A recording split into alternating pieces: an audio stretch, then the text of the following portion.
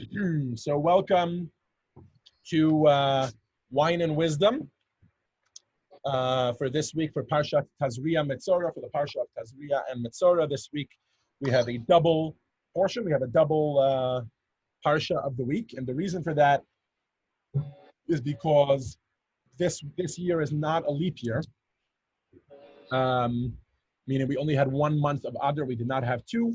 And so therefore we have many Parshas that are meant only for a leap year. So while sometimes they're read divided, each one in a separate week, this one is not. So we are going to get started in just a moment, but I will ask each of you, this is indeed wine and wisdom after all. Get yourself a glass and some wine, or some bourbon, or some tequila, or some scotch, whatever you're up for. I'm going to go and get some more. Listen, when I'm paying, come again? I'm just watching everyone. You're just watching. Thank you. I'm just from afar, but I don't have any wine. What I was going to say was, when I'm paying, I only offer wine. But if you guys are paying, I may as well offer scotch and bourbon, you know. May as well. It doesn't cost me any more. So l'chaim, l'chaim, let's make a bracha together. Baruch atah Adonai Eloheinu melech haolam borei peri hagafen. Amen. If you're drinking something else, you should make a shahakol, of course. And before we get started, I wanted to just share a little thought. All right, there we go. Just want to get everybody muted. So I want to share a little thought. Oh, I should also mention that tonight's class is not sponsored yet. If anybody is available to sponsor, it's $54. Helps us cover and keep these classes going. We'd greatly appreciate that. If you're available and willing to do so, please send me a message by a text message or here, or let us know at the end of the class or whatever it is. You can sponsor a class in honor of someone, in someone's memory, or in honor of a speedy recovery for someone. As always, all of our classes are in honor of a speedy recovery for all those in need of it, whether from COVID-19 or other illnesses. So l'chaim, l'chaim, may they all have a refuah shlema u'kreva, may they all have a complete and speedy recovery. I will also mention, many people in this class know that my father was in the hospital with coronavirus, and thank God he's doing much, much better. He's not only home, he's not only fully recovered himself, but they took like some extra tests just in case to see if other facets were affected, and thank God everything is back to normal. So that's a good sign. So this week is Parshat Tazria and Metzora, and it talks primarily about the laws of what, for lack of a better term, we'll call the leper, or someone who suffers from leprosy. Why do I say for lack of a better term? So in this week's Torah portion, we talk about how someone can have this rash that comes, and there's a whole process. If it's a specific type of rash, there's lots of different types of them. Intricate laws, by the way, and we spent two verses doing this. Then this means that he becomes impure, and this means that there's an entirety of a purification process which he has to undergo in order for him to be pure once again. This process involves going to the Kohen, the priest at the time, and the priest has to take a look at it. And sometimes he might have to get secluded for 7 days, for less, for more, I think up to 2 weeks sometimes. He may have to go to the mikveh. He may have to bring a sacrifice, and lots of different details involved in his purification process. Why do I say that this is sometimes mistranslated? So this is basically these two portions in short. Obviously there's more, but this is basically these two portions in short. Why do I say, I should mention that all the way at the beginning of the Torah portion, we do talk about a woman and a woman who gives birth and how she needs to go to the mikveh, and we talk about a child who's 8 days old, a boy who's 8 days old has to have a brit, and then from then on it talks about the Metzora, this leper, so to speak. Why do I say that leprosy is kind of an off-putting translation? Because there is a beautiful treatise. If you do not have this Chumash, I highly encourage you to get it. Written by a man whose name is Rabbi Samson Raphael Hirsch, or Shimshon Raphael Hirsch. Rabbi Hirsch was an Orthodox rabbi, religious rabbi who lived in Germany. And he lived here at the time that Moses Mendelssohn was kind of founding the Reform movement, and lots of others were on board with Lots of others were on board with reforming Judaism in some way or another. They may not have had in mind how Reformed Judaism became till today, or maybe they did, we don't know, but certainly they were willing to let go of many aspects of Torah in the name of enlightenment, in the name of modernity, in the name of fitting in with society at the time in Germany. Against this background, against this setting, Rabbi Shamshon Raphael Hirsch held a vastly different approach. And while he's traditionally kind of credited with the modern Orthodox movement, his main approach was a return to tradition. In other words, his approach was, while they're all so bent on reforming Judaism, I want to try to keep Judaism as it is supposed to be, and with a focus on just finding the not just inspiration, but the relevance of it to today's day and age. So he fought against basically many different movements. This was the historical background for when he wrote his Chumash, which was the Hirsch, what today is known just as the Hirsch Chumash. It was originally written, I believe, in German. This is a Hebrew translation. You can get it in English as well. I think Artschool put it out, the Hirsch Chumash. And it's a fascinating read. I don't know that the Hirsch Chumash has all of it. Could be that they pick and choose. Artschool does that very often. They want to put out a nice product, so that they'll kind of pick and choose. But in his, I want to say introduction, but I feel like it might be an epilogue to Parshat Tazria-Metzora. In other words, to this whole story of the leper, Rabbi Hirsch takes a very, very unique approach. He starts off by saying that there are those people who like to point to certain aspects of Judaism as being, in Hebrew, it's called the sanatorium, which means kind of from the same, like similar to the word sanitary or sanatorium, I think is also a word in English. That many of the laws in the Torah are designed to keep us healthy. Some people take this approach when it comes to kosher, whether it's mixing milk and meat, or whether it's slaughtering animals, or whether it's salting animals. Many of these things have or had, depending on which era in history, medical bonuses. But Rabbi Hirsch reminds, and in this week's Torah portion, they jump up. They're like, "This is great. This is amazing." Why? And this is the same reason why I'm sharing this specifically today. The reason they jump up is because they're like, this is great. The Torah is way ahead of its time. The Torah cares about our hygiene. And that's why the Torah has a full 2 portions dedicated to that. If someone should have a certain ailment, there's something called quarantine, and you move them outside, and they shouldn't be in contact with other people like that. It shouldn't be contagious. They shouldn't spread it to others. And and what does the leper need to do? He needs to immerse in the mikveh. He needs to wash himself. Hygiene, being sanitary. This is what the Torah is all about. And they jump up and down like this. And Rabbi Hirsch makes it absolutely clear. He says, absolutely not. He says, for starters, theoretically speaking and ideologically speaking, it's completely antithetical to everything the Torah stands for and everything that Torah True Judaism stands for.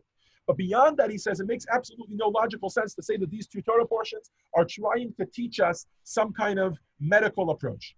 While it might be beautiful that we're sitting here and each of us is in what we're calling quarantine, obviously it's not quarantine, it's more like social distancing or what have you. But this has absolutely no relation to the Torah. It might be a beautiful parallel, but it has absolutely no relation to what the Torah is telling us has to happen with a Metzora. A Metzora is a very spiritual concept. There is something going on spiritually with the person, and God sends this particular form of leprosy in order to warn him that he should be better spiritually speaking. This is agreed upon by every single one of the commentary. And this is agreed upon by every single one of the commentary. And Rabbi Hirsch points out this is also logical. He says, if you go through the story of the Metzora, for starters, he says to date, and he lived, of course, 150 years ago, or I think it's mid-1800s, maybe early 1900s. In any event, he lived fairly recently, and he says, to date, it has yet to be proven that even a single type of a rash that appears on a person's body can ever be contagious. Most rashes that appear on a person's body are not contagious. Number one. Number two, so therefore, isolating them from other people would not be the solution. Hold on. Welcome, Bonnie. And welcome, Russell. Just letting someone Thank you. In the classroom. So that's for starters, he says. Number two, he says, there is absolutely no historical evidence to point out that the Kohen was any medical professional of any sort. The Kohen was just a spiritual mentor to the Jewish people. He was in charge of things that happened in the Holy Temple. He had absolutely no relevance to medicine or medical things. And he says, and perhaps most compelling of all, he says, in order for a Metzora to become a Metzora, in other words, in order for someone with tsaras, or what we're calling leprosy, although, like we said, leprosy is a medical illness, this is something completely different.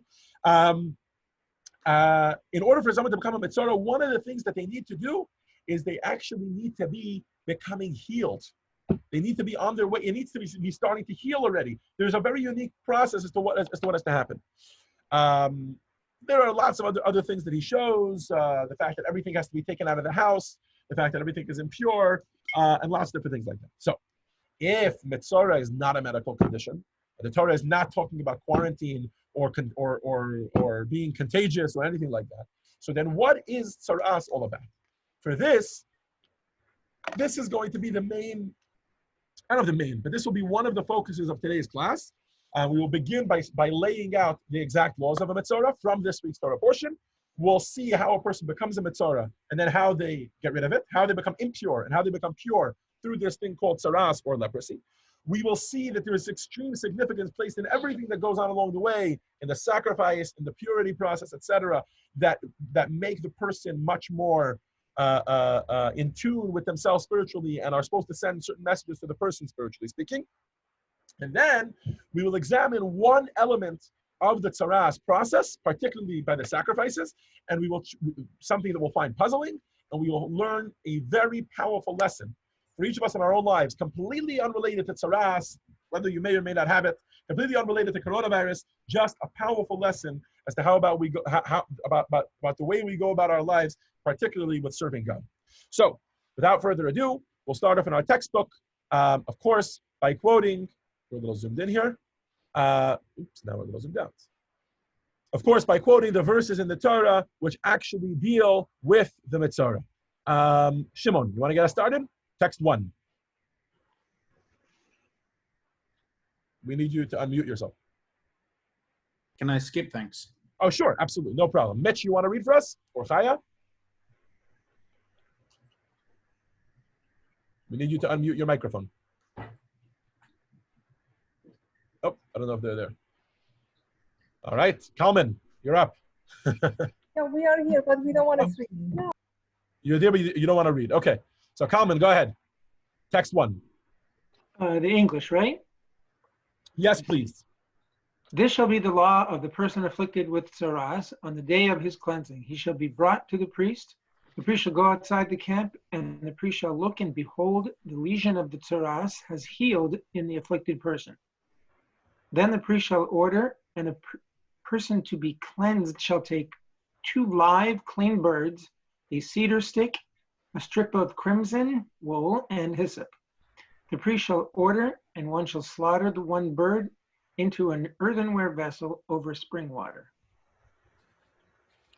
All right. Sorry, next page has a little bit more. Finish off.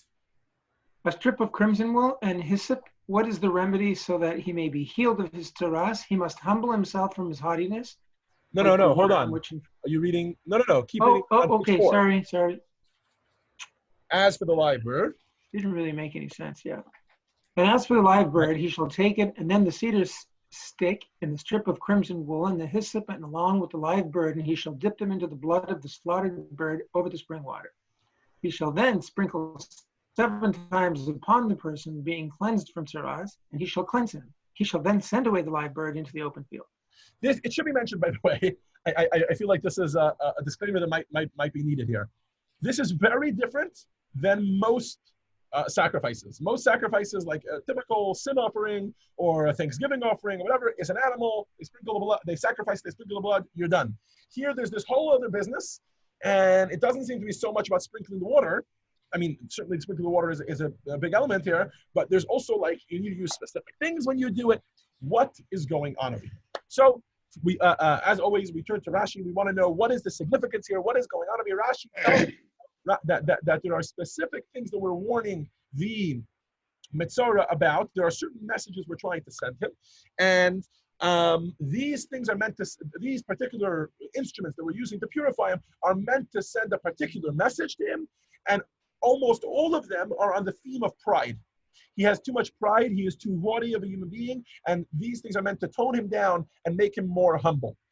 There's also an element, meaning one of the points of it will be Lashon Hara, which means that he gossips about other people and he speaks about other people. But this becomes a detail in pride, as we'll see in just a moment. I will mention that this is a great time to talk about the chinuch. The chinuch is one of the counters of the mitzvahs, and we're not going to quote him today in the class, but he's one of the counters of the mitzvahs. I should say one of the less popular ones. In other words, the Rambam Maimonides somehow has become like the one that everybody quotes. He counts the mitzvahs, and this is how many there are. But the chinuch is probably, first of all, is this contemporary, I think even historically, that's around when it was written. We don't exactly know who authored the chinuch. But what are the differences, besides for the fact that maybe the 600, everybody agrees there are 613 mitzvahs, but the Rambam and the Chinuch end up with different, mitzvahs as part of those 613.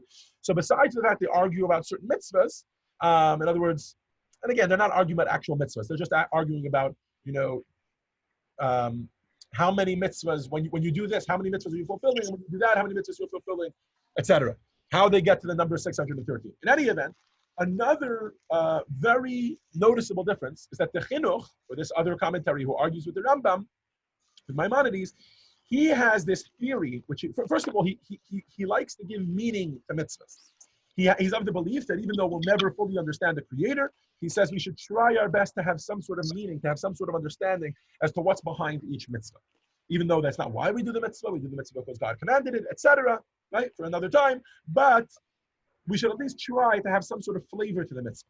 In this regard, he introduces a theory, he introduces a rule. He says many of the mitzvahs have symbolisms to them. And we know this still today, by the way, right? Many of the mitzvahs we do because there's a symbolism.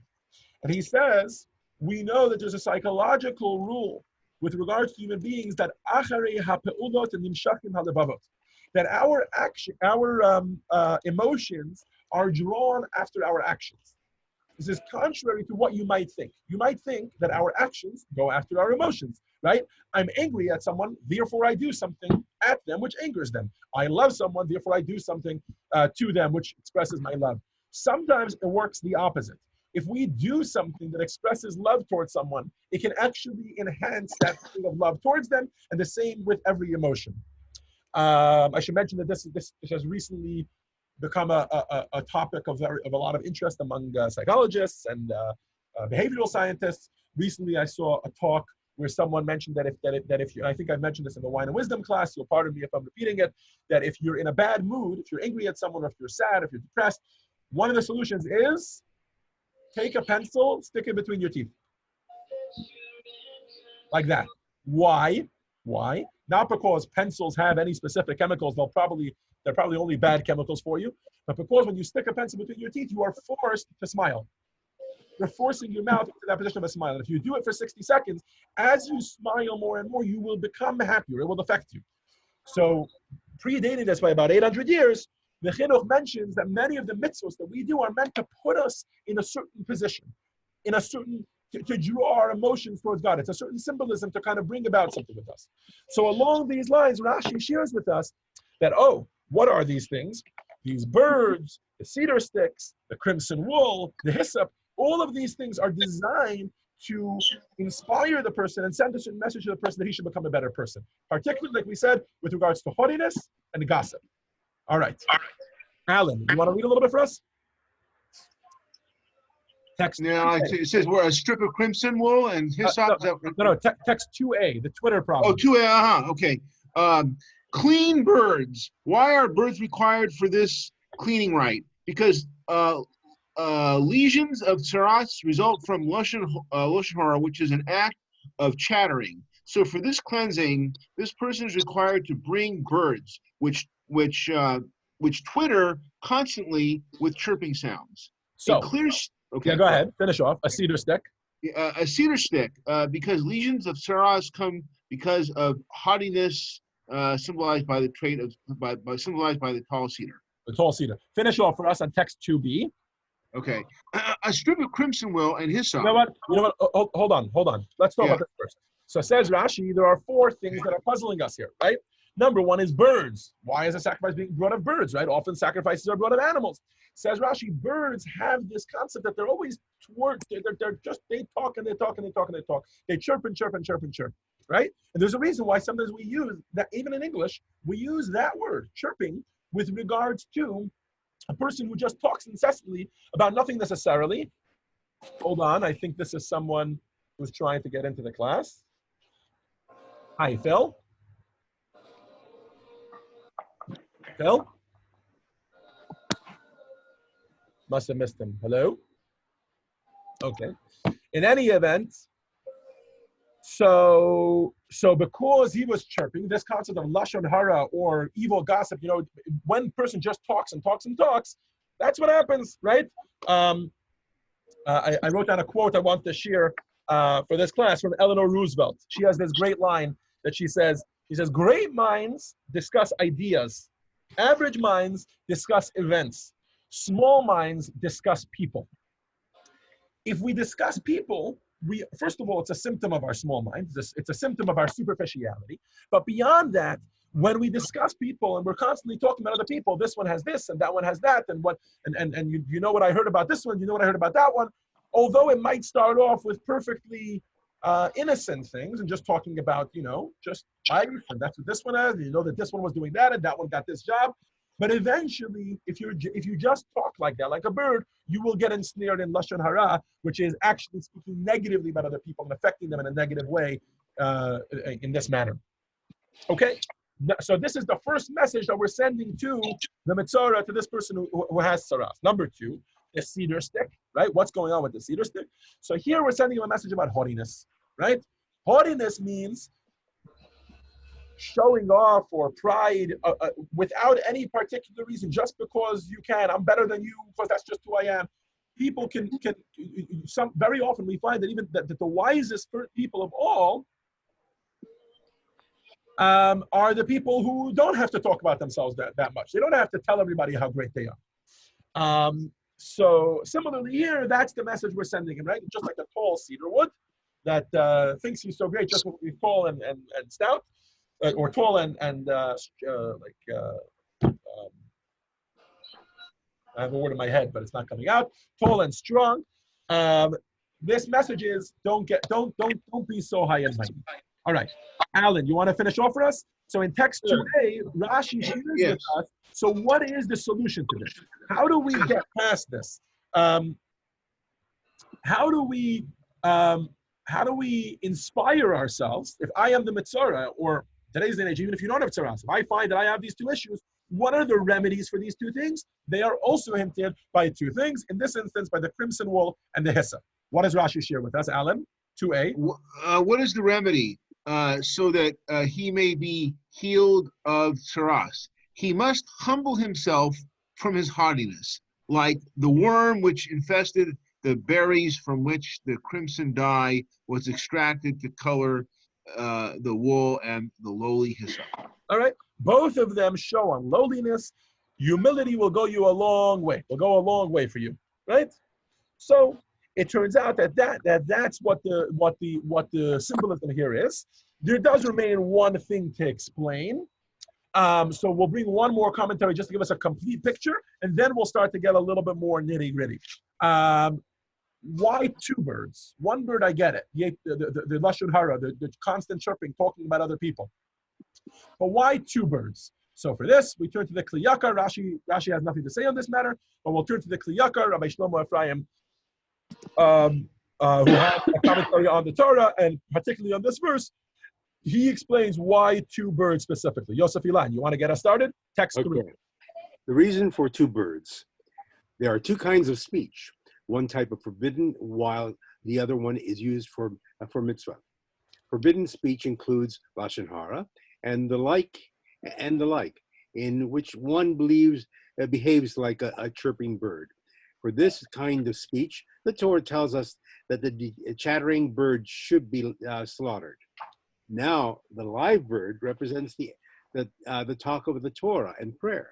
However, such speech must be combined with humility, represented by the cedar wood, crimson wood, and hyssop.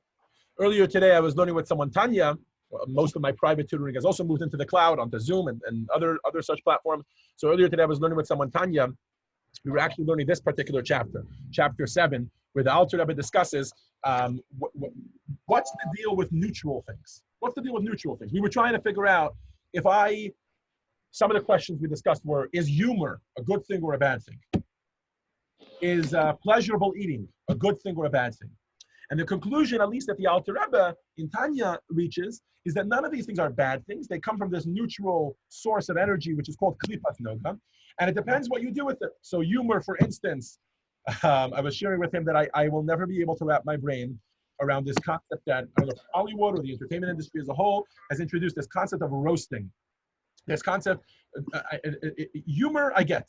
I enjoy a good joke just like anyone else.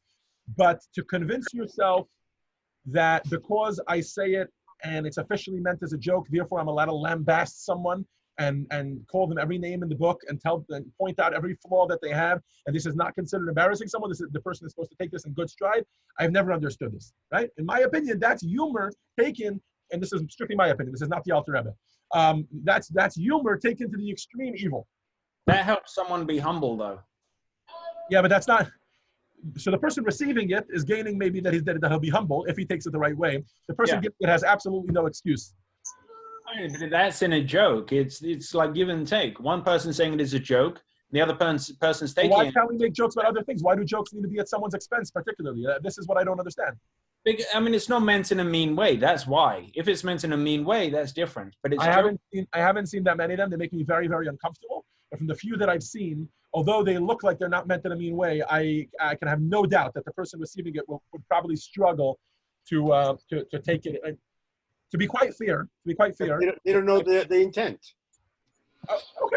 They're not meant in a mean way. That's why you go there. I mean, otherwise it would be like, yeah. In any event, it's certainly not the holiest way for humor to be used. A holy way for humor to be used, for example, is the Talmud discusses that Rabbah, before he would teach in the Gemara, I think it's in Shabbos, I think it's 31a, if you'd like to go look it up.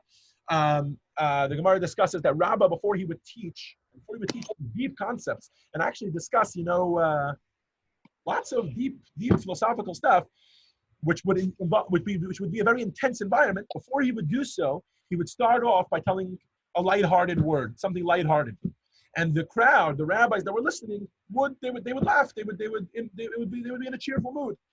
And from that, it would open their minds and it would kind of put them at ease to be able to get into this intense mode to study whatever it was they were studying. What is the point I'm trying to make here? The point I'm trying to make here is that often things are not, the Torah doesn't, across the board, say, meaning, of course, when it comes to pork, when it comes to kosher, when it comes to Shabbat, yes, there is an across the board line. Across the board, you're not allowed to, light a fire on Shabbat. Right? Across the board, you're not allowed to eat milk and meat together. Across the board, you're not allowed to eat pork. But there are many things, most things in this world, which the Torah says there's no across the board. It depends what you're going to make of it. So similarly speaking, speech is the same thing. Says the Kli Yakar in text, what was the number of the text we just read? Text 3. He says, what the Torah is trying to point out is that there are two birds. Don't get so up in arms like, oh my gosh, if I'm going to get to Lashon Hara, I'm never going to talk. No, just learn how to choose your speech. You can choose to speak in a holy way, words of Torah, inspiring words. By the way, it doesn't always have to be words of Torah. Sometimes it can be words that will help someone else, right? Words that are part of a mitzvah, where you're helping other people, where you're making this world a better place. Words that bring people together, right? Or you can choose to do Lashon Hara or other things like that, which draw people apart from each other. And so that's the message we're sending, particularly with the two words. Menachem, you want to come say hello? We have a little commercial break. He knows exactly what he's coming for. Oh, Menachem. Hey. Hi, everybody. Hi. Hello there. Zadie's not on this time. I did this one. Sometimes his Zadie is here. Say hi, Andrea. Hi. Hi. There you go. Okay. Menachem, that's my book. And I think it's time for you to go take a bath. No? Yeah? No? Are you going to sleep? No? Oh, that's the, Kitty tells me I said the S word. I'm not supposed to say the S word. All right. Menachem, you go back to mommy, okay? Bye-bye. I think he needs help opening the door. Menachem, Mami's going to give you a buddy, okay? This is the benefits and the virtues and the vices of working from home. All right, we have now completed getting. So this is what the Metzora is all about. What is Tzaras all about? It's not a physical illness. It's not about leprosy or quarantine or some kind of medical assistance. No. It's about a spiritual remedy to a spiritual ailment. He has a particular issue with haughtiness and gossip, evil speech about others. So the Torah sends him a message. God sends him a message. Let's get down and dirty into some of the details as to how the purification process goes. Alan just read for us. Yosef Ilana. Arnold read for you. Bonnie, you want to read for us a little bit? Text 4 and text 5. Go ahead. Sure. Yeah.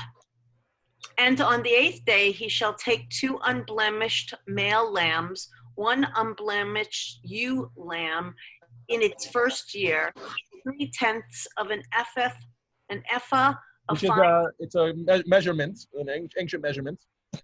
of fine flour mixed with olive oil as a meal offering, and 1 log of olive oil. So it's log or loig. It's a Hebrew word. It's again another measurement. Okay, so this is his offering that he has to bring. This is what the Metzora has to bring. It's the end of his purification process. He's got to bring this sacrifice, etc. Now let's skip a little bit and continue to see a very interesting law. I believe this is the only sacrifice that has such a law. Bonnie, text 5. Let's see. We need to see. I didn't put it up. Oh, sorry. I'm sorry. My bad. In my book, I turned the page, but not on the screen. Go ahead. But if he is poor and cannot afford these sacrifices, he shall take 1 male lamb as a guilt offering for a waving to effect atonement for him, and 1/10 of an ephah of fine flour mixed with oil as a meal offering, and a log of oil, and 2 turtle doves or 2 young doves according to what he can afford.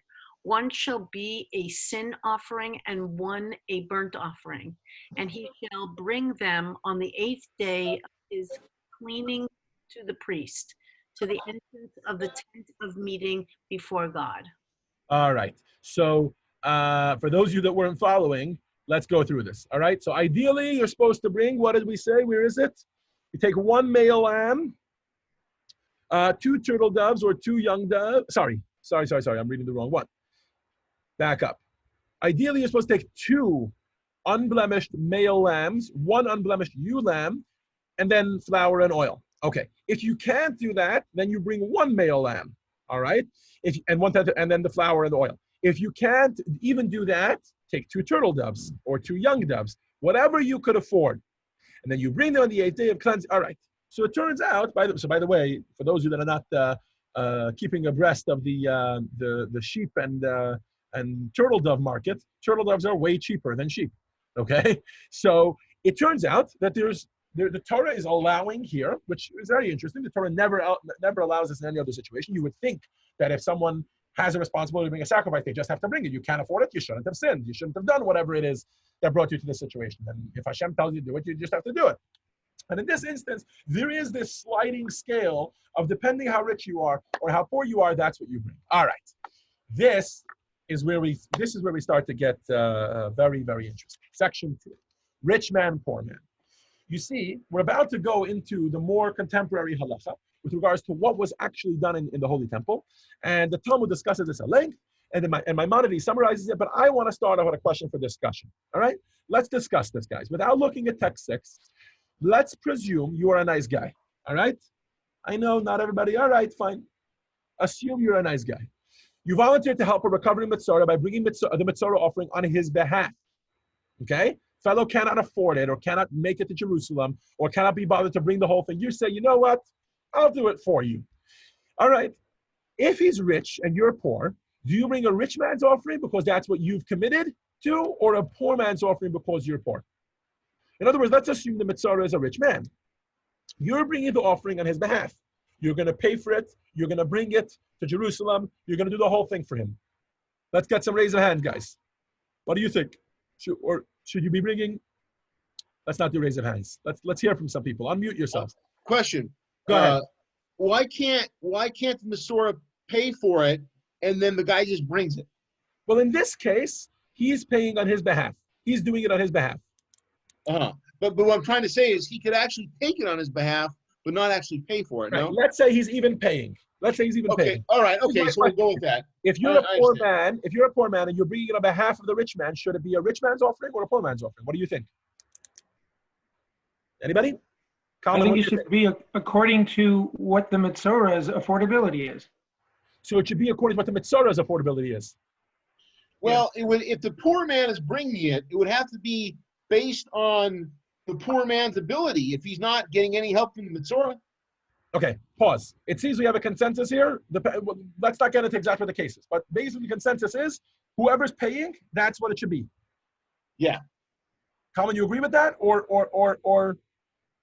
if the poor man whoever is paying? No, I think that the volunteer to pay for the korban should follow the korban as if the Metzora, whatever the Metzora himself could afford. Okay, great. So you're saying exactly the opposite. Okay, so we have two opinions here. This is what I'm looking for, and it usually doesn't take 10 Jews to get. I think we have 10 people here tonight. So basically, I say whoever's paying for it, that's how it goes. All right, Kalman is disagreeing with you, Alan. Are you following? Kalman says not whoever's paying for it. That's what should go. Kalman is saying whoever is the person who was the Metzora. That's what it should be based on. He's the person. So Kalman is saying that if the poor man is bringing it on based on behalf of Metzora, the poor man has to bring a wealthy man's sacrifice. Right? Is that correct, Kalman? That's right. So if I volunteer, or if somebody volunteers to pay for the Metzora's korban, then you would go according to what the Metzora himself is. If he's an usher, you have to bring the rich man's korban as if he did it himself. So in other words, you're saying the volunteer just takes his place. Right. Pardon me if I'll attempt to explain your reasoning. The way I would understand this is that there's an atonement here that's needed. And it's the person who was the Metzora that needs the atonement, not the person who happens to be bringing the korban on his behalf. Is that your point? Right. Yeah, that's the logic I have. Okay, Alan is suggesting something different. Alan is saying, one second, it's a form of socialism or of, I don't know, socialism. Socialism is a strong word. But it's a form of like the Torah taking into account how much money this individual has. Whoever's bringing the korban, that's the person who we should take into account. Does that make sense? Does everybody see the two sides of the coin here? All right. Well, I guess I could say this: if the poor man is bringing the korban, then he just brings the poor man's offering. It might be that maybe even if the Metzora even if the Metzora pays for it, he still may pay for it based on the poor man's status, only so the poor man is not embarrassed. Okay. Maybe that might be the case. I don't know. But I couldn't see how you can make the poor man, though, pay for a rich man's offering. That would not seem realistic. This is a great question, and this is leading right into our class. I don't want to take, if we could cut the conversation now, because let's dive right into it. Because you're going to see that while we have here two sides of the coin, the Rambam, Maimonides, when he has to take a position, he actually takes a third position, which seems to make absolute no sense, which is the question we're going to have. Russell, you want to read for us text 6? Go for it. Text 6. When a rich man says. I'm trying to get to work. Hold on. Okay. When a rich man says, I take responsibility. Am I unmuted? Yeah, you're good. You're good. We hear you. Good. When a rich man says, I take responsibility for the sacrifices of this afflicted person, and the afflicted person was poor, he must bring the sacrifices of a wealthy man, for the person who took the vow has the financial capacity. If a poor person says, I take the responsibility for the sacrifices of this afflicted person, then the afflicted person was wealthy, he must bring the sacrifices of a wealthy man. For the person who took the vow obligated himself to bring the sacrifices of a wealthy man. Okay, let's do this backwards for a second. All right, the end seems to make sense. Okay, you got a rich man. He's the one who was the Metzora. A poor man is bringing it on his behalf. He has to bring a wealthy one. He explains why. Sorry. Yeah. No, I'm doing right. A poor man, he's bringing a sacrifice on behalf of a wealthy person. He's got to bring a wealthy one. Why? Because that's who he's bringing the sacrifice for. But look at the first part of it. I take responsibility of the sacrifice of this afflicted person. That's a rich man talking. The afflicted person was poor, and he still needs to bring a wealthy man. So each one of these scenarios is asking on each one of you. Common to you, the first one shouldn't make sense. Because, right, are you with me here? Mm-hmm. Second part makes sense. The second part makes sense to you. The first part doesn't make sense. Alan, to you, it should be exactly the opposite. Right. Right. The first part makes perfect sense. He's rich, let him bring rich. He's bringing on behalf of a poor person. It doesn't make a difference. He's rich, let him pay for a rich sacrifice. But the poor, but the other way around, right? Why should he pay for it? So the Rambam is clearly taking a very different approach here. Let's see what's going on here. Who hasn't read? Official, you want to read for us? Text 7. Okay, so 1 second. So where are we going? No, we're going to the Talmud, right? This whole concept is based on the Talmud. The Talmud says that let's read it together. Go for it. Official.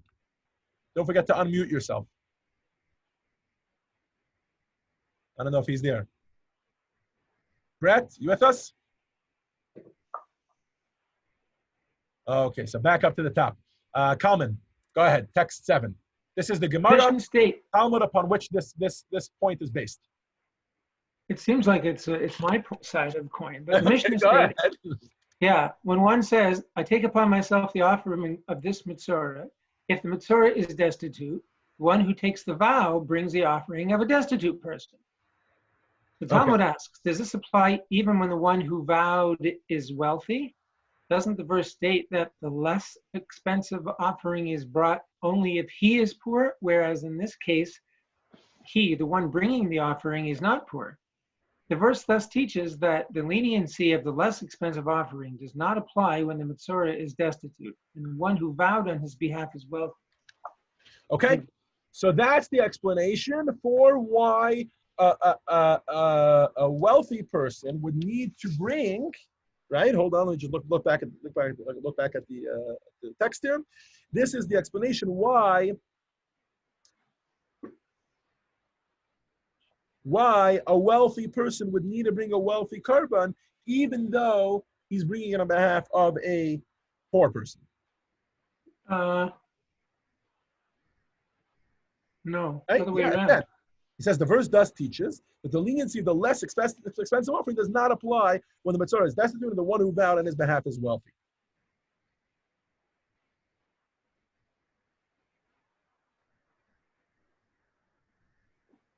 No, the Madiro, the one who offered to bring it, if he's an usher, he still brings the korban of the ani, of the Metzora who's an ani. No. That's the way I read it. Because then the Talmud asks, does this apply even when one who is vowed is wealthy? Let's take this directly to the question. I think this will become clear right now. In text 8, we jump to the Rebbe. Kalman, why don't you continue to read for us? So text 8, the Rebbe asks a question. Go for it. The first clause in the Rambam states that when a rich man says, "I take responsibility for the sacrifices of this afflicted person," and the afflicted person was poor, then he must bring the sacrifices of a wealthy man. Is that what I said before, though? That's what the Rambam said. He's quoting the Rambam, Maimonides. He's quoting the Rambam. Okay. Right. Go ahead. Not the Gemara. Go for it. For the person who took the vow has the financial capacity. This is puzzling. Why does the person who took the vow need to bring the more expensive offering just because he has the financial capacity? After all, he assumed responsibility for the offering of this Metzora, and this Metzora is poor. So why does he become obligated to bring the offering of a different Metzora, a wealthy one? The one who took the vow has no personal obligation to bring any Metzora offering at all. He merely has assumed the poor man's obligation. On what basis, then, is he left with an obligation to bring a rich man's offering? How does a wealthy Metzora get into the picture? Let's say that you have a friend who's destitute. He's really destitute. You know what I mean? He lives in Section 8 housing. He's struggling financially. He's the works. You know what I mean? And you decide, I want to throw him a bone, but I'm a friend. I'm a good friend. Hold on, my laptop is just about to die, so I'm going to plug it in. This should be enough. I think that should be fine. Yes, looks like we're good. So you say to yourself, oh, hold on. Okay. So you say to yourself, I'm gonna pick up his rent. So you come to the landlord, and he says, oh, You're picking up his rent. Oh, I know you. You're a millionaire. He needed to pay $1,200 in rent because he lived in Section 8 housing. Therefore, he only needs to pay $1,200 in rent. But you're wealthy, so therefore you need to pay $2,400 in rent. You'd be like, excuse me, you're punishing me for my assistance because all I need to pay is whatever his obligation was to pay, just because I'm rich. That has nothing to do with the fact. What is the obligation here on the behalf of the person who doesn't need to pay? That's what I should pick up. Does that make sense? Is everybody here with me? Yes. Anybody else or just Arnold? Yeah. Common, you with me? All right. Yeah, good question. Alan, you with us? Yeah.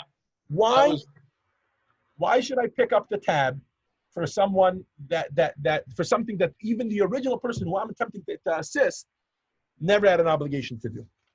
All right. So it turns out that the laws of the law that this is based on, which meaning why a person can even take over for another Jew, is actually not like covering someone's rent at all. It's not a financial assistance. Rather, it's you stepping in for the atonement on his behalf. Russell, text 9. Okay. Go for it. These laws. Sorry, I have to hide my. Oh, sorry. I'm hiding my. I'm catching up. Okay. Right. Text 9. Sorry, guys. Okay. In these laws, the point of the Metzora's atonement, Jewish law emphasizes how the one who took the vow brings the offering, not to fulfill his legal obligation incurred by his vow, but rather to achieve the Metzora's atonement. So pause for 1 second. So this is going to be the key difference. We have to understand, and Alan, I think this was the point you were making. The fact that someone else is bringing this on behalf of this Jew, in other words, there's a Jew who was a Metzora, but he's not bringing the sacrifice. Someone else is bringing it. Why is he allowed to bring it on his behalf? Who even said he's allowed to bring it on his behalf? And based on what is he bringing it on his behalf? The answer is it's not a financial or a legal concept. It's not legal as in, oh, he owes this much, therefore this guy's going to pick up the loan. And it's not financial in that he can't afford it, therefore he picks up the tab. No. The point here is, and many of you will be familiar with the quote, Kol Yisrael Arevim Zed Lezed, that all Jews are responsible for one another, all Jews, we're all in this together, right? That's what this is based on. This is based on Jews as a family being in this together, and therefore I can actually assume your position, not from a financial or a legal perspective, but from a spiritual perspective. Remember how we said that the Metzora, and the first point that we laid down as the groundwork for this whole class was that the Metzora, the whole concept of tsaras, of this leprosy, is really a spiritual concept. That's what we're talking about here. This fellow has spiritual atonement that needs to be done on his behalf. And another Jew can do this for him, not because he has enough money to do so, but because he's going to take his place in terms of atonement. Let's see how this works, Russell. Therefore, the wealthy donor must bring the sacrifices of a wealthy man, because owing to our mutual responsibilities to one another, it is possible for a donor to assume responsibility for Metzora's offering, as if the donor himself was the Metzora. Because the donor is now the one bringing the offering, we assess the offering in this regard according to the means of the donor, not the means of the Metzora. If he has the financial capacity, he must bring the more expensive, sorry, my screen is offering, because the Torah states that the less expensive offering is brought only if he, the responsible party, is poor. And in this case, he is not poor. So it turns out that the best example for this would be kind of like some sort of, not Transformers, I don't know, when do people, like, anybody ever watch, I don't even remember what the movie name is, I must have watched this 20 years ago. It's about how two people, something Friday, Freaky Friday or Funny Friday, where two people switch bodies. Freaky Friday. Freaky Friday, have you watched that? It's a really old movie. When they switch bodies, that's what's going on here. That's what's going on here. So now this whole thing starts to come into proper perspective here. What happened here? Here's what happened. It's not that the fellow is saying, I'm going to pick up the financial tab here. He's saying, I'm going to pick up the spiritual atonement tab. In order to do that, I need to take your position. So I now become like you. All right, that's step one. Step two is, not only am I like you, I have to be like you, but with my money. So I have money. I happen to have a lot of money. I happen to be wealthy, but I'm trying to affect the atonement that you were trying to affect. If I was in your position, which now I am, I would have to bring a wealthy man's carbon, and that's why I bring a wealthy man's sacrifice. Hold that thought for one moment. The charger that's in my laptop is not working, and I'm at 4%, so I'm just going to get a charger like that. We don't get cut off.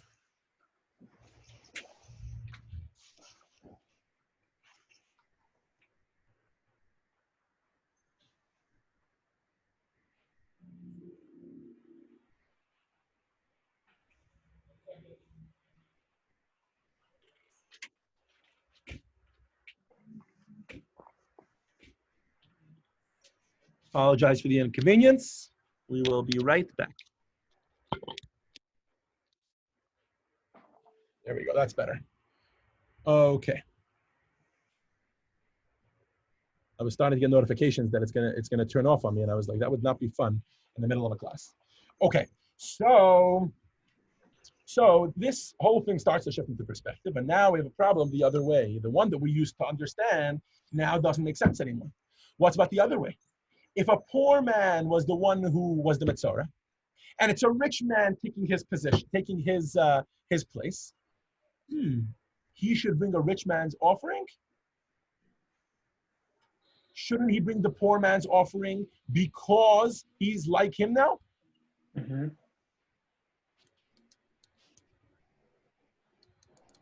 He brings in the level of his ability, because he is in the place of that rich man.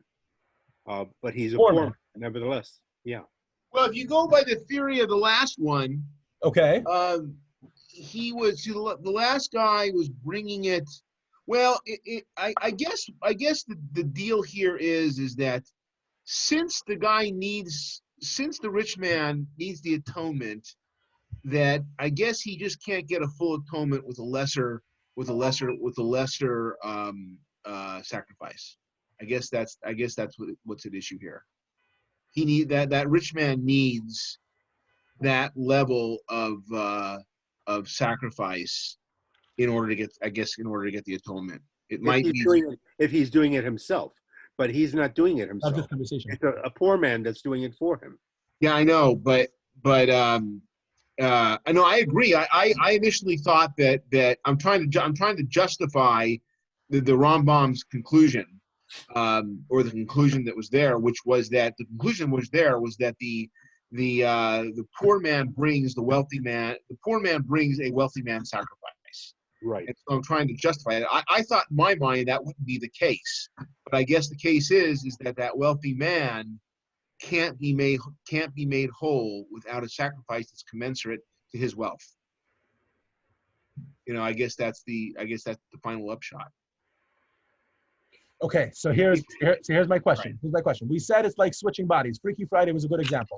Right. So you have now a rich donor, but they're almost not switching bodies entirely. We have now a rich donor, but a poor Metzora. We say the rich donor has to give a rich man's carbon. Why? Because he now has to get atonement, as if he's that other Jew, but because he has more money, he has to give a better carbon. What's about the other way? If the recovering Metzora is wealthy, and now the donor is poor, so then shouldn't it be the same way? He's a Jew, and therefore he gets to switch bodies with him or be exactly like him. Right. But he should need to get his means. Yeah, no, I agree with you. I agree with you. It should follow the same reasoning, but I gave the answer I did because exactly, but that's not what happens. The Rambam exactly. That's why I gave the answer I gave. Right. All right. So the reasoning's not consistent. Very good. Yeah, the reasoning is not consistent. But right. I got that. I got that. But let's make sure everybody's here with us. Do we understand where the reasoning is not consistent? Yep. Right. When the poor man is giving on behalf of the rich man, we would think he should need to give in a poor way. Right, because he's giving as if it's him. In a rich way. Because the poor man is giving it as if it's him. Right, I understand. It's almost as if by the very act that he did of this wonderful act of tzedakah or of doing this on behalf of his fellow, it's almost as if just by doing that, just by making that vow, by committing to that, he gets something extra. He has suddenly more money, which he certainly doesn't. Right? Yeah. Right. And this is where we want to get. This concept is not a novel concept in the Torah.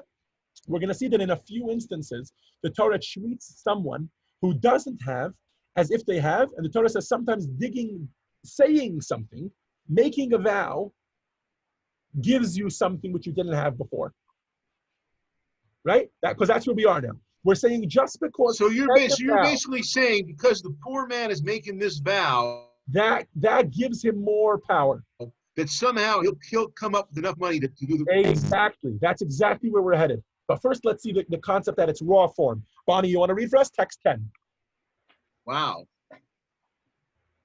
Wow, indeed. We're getting there, Alan. The power Bonnie, of you a with us? vow. Yeah. Bonnie? I think we lost her. All right. Arnold, text 10. Okay. From where it is derived from one may take one, no, I'm sorry. From where is it derived that one may take an oath to fulfill a mitzvah? The verse states, I have sworn and I have confirmed it to observe your righteous ordinances. So before you continue, let me just clarify what the question is here. The question is, can you take an oath or a vow, a legal oath, to do a mitzvah? All right? Let's say I'm not the most religious Jew. Let's not talk about me. Let's talk about somebody else. Let's say someone is not the most religious Jew and they haven't put on tefillin many, many times. Right? So they decide, I'm going to take an oath to put on tefillin. Now they're not doing it, because they don't believe in it. They just, I don't know, it's the pie, it didn't happen, whatever. Right? So they say to themselves, I'm going to take an oath, I'm going to make a vow that I'm not going to miss tefillin for a year. Maybe it's even inspired by something. Right? Maybe somebody wasn't feeling well in their family and then they were healed. So he says, as a thank you to Hashem, I swear I will not miss tefillin for a week. Do you think that is a legally binding oath? That is the question Gemara has here. Why? Because he's taking an oath about something that he's already obligated to do. So Arnold, finish off for us. Now, is one not already under oath from when each Jew took on an oath at? I'm not reading this well. Come again? Now, is not one already under oath from when each Jew took an oath at Mount Sinai to fulfill all the mitzvot? Rather, the verse teaches that it is permitted for a man to motivate himself to fulfill the mitzvah by taking an oath to do them, even though the oath is not technically valid. So it turns out that even though this oath, from a technical perspective, from a legal perspective, is absolutely redundant, superfluous, and, to be honest, worthless, right?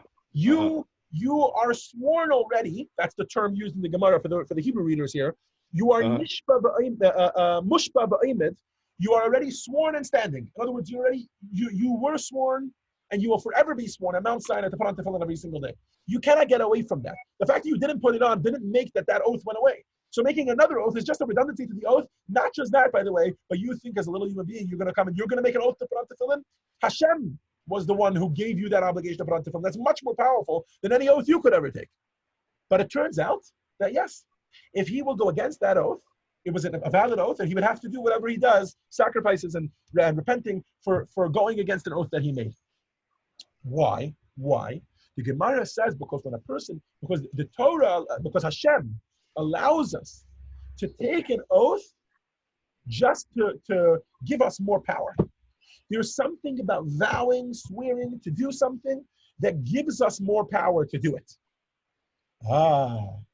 This is a powerful concept. So if I'm struggling with a particular mitzvah, even though I might be obligated to do it already, when I take that oath, I give myself more spiritual power, more spiritual to do it. So you're saying it's not actually psychological as well, but it's spiritually as well. Interesting. So, but you're saying such an oath is not actually technically a legal oath because you're obligated anyways. It's technically redundant. Yeah, it's like. Yeah. By the way, you're becoming consciously aware of the fact that you are obligated to do it, and committed to do it. You're already getting psychological on it. Let's talk legal for a second, okay? Let me just clarify what's going on here with the legalities. There's a lot of legalities that are discussed with regards to an oath. For instance, if a person makes an oath today, I'm not going to eat for a month straight. I won't eat or drink for a month straight. Yeah? No such thing. He already has to bring a sacrifice today. Because it's physically impossible for a human being not to eat or drink for a month straight. Therefore, today already, it's as if he broke his oath. So there's a lot of discussion about what the oath does to the person, right? And whether it's today, like There's a lot of discussion in legal terms about whether the oath is valid already now today. So similarly speaking, if a person makes an oath on something that he's already sworn to do, you would think it would be redundant and therefore worthless. The emphasis is that no, you're allowed to say it because it will give you that extra spiritual power. So in text 11, the Rebbe compares this to the donor taking, whether rich or poor, in this instance poor, the poor donor who says, I will take upon myself this tzedakah of giving the sacrifice on behalf of the poor, the rich Jew, which means he's committing himself to a level of tzedakah that's beyond his measure. Does everybody understand that? He's committing himself to bring a sacrifice for somebody whose position he's going to take, who he cannot fulfill. Text 11. Who just read for us? Arnold? Alan, go ahead. Text 11. I don't see text 11. It's only up to 10. Oh, sorry. I made the same mistake again. Go ahead. Okay.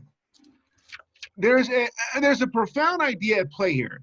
When one Jew steps in to help achieve atonement for another, if the donor himself is poor while the other is wealthy, Torah considers the donor to be wealthy, obligating him to bring the more expensive offering on the other party's behalf. If the donor were himself a Metzora, God forbid, he would not be obligated to bring the more expensive offering. But when he takes it upon himself to help someone else, he becomes obligated to bring it. He himself is now considered able to afford it. That last line is super powerful. Wow. He himself is now considered able to afford it. This is a spiritual concept, and it might be hard to buy into, but my friends, I promise you from personal experience that it is true. Sometimes taking that high road really gets us in that mode and really makes it happen. The Frierdiker Rebbe would often share, the Frierdiker Rebbe is the previous Rebbe, right? So the Rebbe, Rabbi Menachem Mendel Schneerson, his father-in-law, his name was Rabbi Yosef Yitzchak Schneerson. Oh, they have this letter here. So we'll read it together. He would often share that sometimes committing yourself to a higher level, and he's going to give the example of tzedakah, but my friends, it's not just about tzedakah. This could be about a mitzvah, right? You feel like this level of whatever it is not for me. This level of a chumrah, this level of it's just going to be too much for me, stress-wise, financially, whatever it is. Make the jump. Take the plunge. Literally taking the plunge, we can learn from Nachshon ben Aminadav, the man who, before the sea split, he was the only man who, when God said, travel forward, he started to walk into the ocean until the water was up to where he would have drowned. And only then did the sea split for him. Why? Because that's what Hashem wants. Hashem wants to see our ishtadlos. Hashem wants to see us doing our part. Once we do our part, Hashem says, don't worry about it. I'll take care of the rest. No problem. Let's see this financially. Kalman, you want to read the letter of the Frierdiker Rebbe? Text 12. The Alter Rebbe. The Alter Rebbe, the founder of the Chabad Hasidic movement and author of the Tanya, said, when a Jew thinks of giving a certain amount of money to charity, for example, when he is approached for a certain cause and he thinks, when God helps me out, then I'll contribute X amount. Sorry. Yes. Of money To this cause, he must know that he is promptly blessed with that amount from above. Boom. That's great. Now, what is the solution? Yeah, go ahead. But Simon asks, who wants to cover the donation for the shiur tonight? It's a no-brainer. Yeah, exactly. It's a no-brainer for tonight.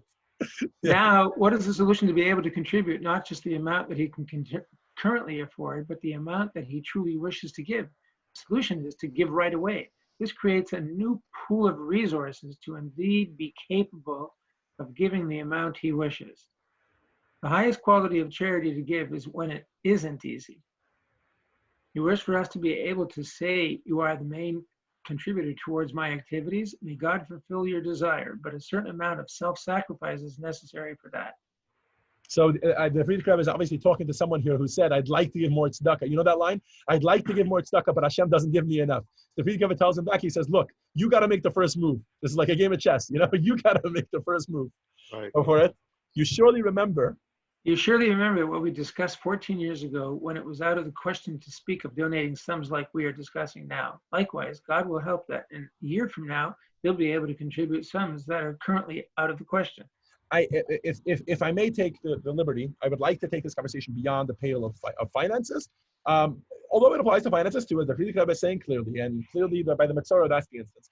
The point that the Rebbe is making here is that this applies also to mitzvahs. This applies to many different things. You know, this Sunday is going to be the birthday of the sixth Chabad Rebbe. His name was Rabbi Shmuel of Tzemach Tzedek's son. In any event, the Rebbe Maharash was his name. He is most famous for saying this line. He says, the world, everybody in the world says, first try, if there's an obstacle in the way, then try to go under it. And if you cannot go under it, then go over it. He says, I say to begin with, go over it. There's an obstacle in your life. The worst thing you could do is start to wrestle with it and get involved with it. Go over the top. Go over the top. Take the high road. Take the high road. Say, yes, I know that I have this small-mindedness, or I know that I have this issue, that this is my challenge, this is my thing, whatever. But I'm gonna pretend like that doesn't exist. Well, not hide from reality, but I'm gonna overpower it. I'm gonna take the approach that I have the ability, and I'm going to do it, and it's gonna happen. So wait, that's very interesting. One second. Yeah. Okay. Now that seems foolish. What do you mean? Take it step by step. Take it slowly. That's what we always say, right? Don't ignore the realities on the ground. Says the Rebbe, when you make that move, Hashem will do the rest for you. I'll never forget. Before I moved out to become a Chabad Shliach 4 years ago, I was a rabbi on the Upper East Side of Manhattan, and I was getting ready to move out. So yeah, it was going to be a big startup. I was going to have to fundraise a good 70. The finances of it was I was going to have to raise $70,000-$80,000 before I even started, just to get started. Like that I could find people, like that people could help support it, the works. Which was this dream of the Pasadena Jewish Academy. At that time, was just a dream. I mean, it's still only a little bit of a dream, but we got classes going, so we're good. And I was a rabbi there, so I was a junior rabbi. I used to learn with people in the community, give classes, but there was kind of a senior rabbi who he ran Chabad of the Upper East Side of Manhattan. He still does, Rabbi Benny Krasniansky. And obviously, he gave me lots of advice along the way with the agreement and the thing, and to figure it out, and how am I going to make it work, and the vision. I shared with him, and he shared back with me. In any event, there were lots of things, by the way. I mentioned the finances, the $70,000-$80,000 that needed to be raised, but there was much more than that, by the way. There was a vision that needed to be laid out. There was the fact that I was going to be moving cross country. There was the fact that I was going to be joining an existing facility and figuring that out. There were lots of relationships that needed to be navigated in order to make it happen. And at a certain point, all the pieces were in place already. And he once came over to me and he said, "No, so you made it official, like you, which in Chabad terms means you wrote into the Rebbe that you're actually going to move down there. You're going to start doing this." So I said, "No." So he said, "What's wrong? So I said, "I don't know. My heart is still beating." So he says, "The finances you figured out?" I said, "Yeah." So he says, "This you figured out?" Yeah. So I said, "Yeah, but I still need to raise the $80,000. That didn't happen yet. I haven't raised a single penny." So he said, "You know, Zushki, you know where you are now? You're at the crossroads of preaching and practicing." He says, "You have preached this." He says, "I swear to thousands, not thousands, whatever, but to lots of people that you've learned with. Nachshon and Aminadav, we need to jump in first, then Hashem comes in later. You started off, then Hashem will do the rest." You know, he says, "And now this is your moment. You got to do it." The point was well taken. A couple of days later, I wrote it to the Rebbe. And at that same meeting, he also actually gave me my first check. He wasn't just a big talker. It wasn't a big check, but he gave me a small check, and he said, "This is the beginning of the contribution." And to date, he holds the title. I mean, today, $300,000-$400,000 later, he holds the title of the first donor to the Pasadena Jewish Academy, and he forever will, because he said, "Look, it's time for you to jump in," and he kind of pushed me a little bit. This is the point that we're making here. Let's see how the Rebbe brings this home, and then we'll say a good night and Alachayim. Text 13. Alan, go for it. Bring us home. Okay. Actually, it's all in Hebrew here. No, on the bottom. I see. But on the next page, we'll continue. The spiritual reason the poor donor must bring the more expensive offering is illustrated by the often quoted story of my father-in-law, the Rebbe, when he was dealing with printing. Okay. When he was dealing with printing, the response of the Talmud Tzedek for the first time in the United States, he recommended to a certain Jew that he sponsored the printing costs, though it was entirely beyond the fellow's means at the time. The man took the project upon himself, and the Rebbe blessed him. He subsequently became quite wealthy and succeeded in fulfilling his pledge completely. He sponsored the entire printing himself. My father-in-law, the Rebbe, said at the time that that when he asked this Jew to make the pledge, it was truly beyond his means. Now, It was the word truly here, the word truly, oh, here, look at the parentheses. Go for it. Yeah, it was truly beyond his means. It was even beyond the means he was endowed with from heaven. But the pledge itself. It doesn't mean that, oh, he thought he only has this X amount in the bank, but that Hashem knew that there's more in store for him. No, that's not what happened here. Even from Hashem's perspective, there was a certain amount allotted to him. But when, go ahead. Okay, but the pledge itself opened new channels of income, enabling him to fulfill the pledge. This explains. This is all a lead up to a fundraiser. I'm going to be fundraising at the end of the class. This explains our halakha. When God sees how a Jew reaches beyond his personal limits, ignoring his poverty, and stepping in beyond his abilities to help achieve atonement for his fellow, the wealthy man, God opens new channels of income for him, enabling him to fulfill the pledge from a position of wealth. My friends, wow, you do not know what your challenges are in life. And I'm not saying that you should share them with me. What I'm saying is think about them. Think about them. Are you taking the low road? Are you allowing those challenges to hinder you? Say to yourself, I'm going to pretend that those challenges don't exist. I'm going to take the high road. I'm going to commit to doing whatever this hard thing is for me to do. I'm going to commit to doing whatever it is that I need to do, no matter what the cost, not just financially, but spiritually and stress-wise, and just me thinking that holding there. Do it. Jump in. I promise you from personal experience that it works. When we do our part, Hashem does the rest. L'chaim, l'chaim. Wow, great class. Thank you. Excellent. Thank you for joining us. Thank you. Great class.